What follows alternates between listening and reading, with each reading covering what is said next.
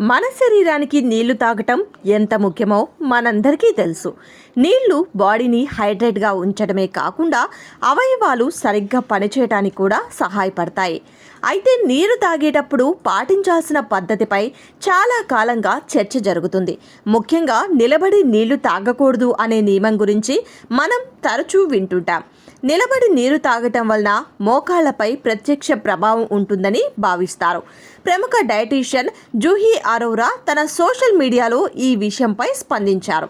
ఆమె అభిప్రాయం ప్రకారం నిలబడి నీరు తాగటం వలన మోకాళ్ళు దెబ్బతింటాయి లేదా ఇతర కీళ్లపై ప్రభావం చూపుతుందనే ఆలోచన ఒక అపోహ మాత్రమే. నిలబడి తాగేటప్పుడు నీరు అన్నవాహిక ద్వారా నేరుగా కడుపులోకి వేగంగా వెళ్తుంది.